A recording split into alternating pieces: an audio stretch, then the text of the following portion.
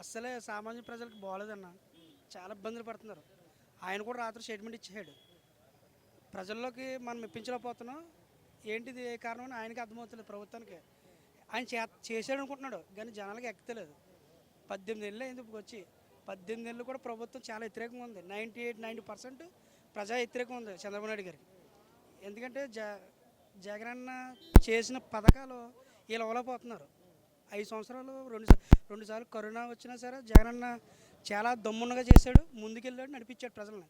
ఏ ఇబ్బంది లేదు. చంద్రబాబు నాయుడు గారు కూడా చాలా ఇబ్బంది పడిపోతున్నారు. డబ్బు లేదంటున్నారు కానీ ఈ మీటింగులు పెడుతున్నారు, అనవసరం ఖర్చులు పెడుతున్నారు. 300 కోట్లు నేను మీటింగ్ చాలా వృధా చేస్తున్నారు డబ్బులు. ప్రజా డబ్బుని వ్యతిరేకంగా ఖర్చులు అనవసరం ఖర్చులు పెడుతున్నారు. ఇది ప్రజలకు చాలా ఇబ్బందిగా ఉంది. ఏంటంటే ప్రజల్లోకి అసమానం ఎక్కువైపోయింది.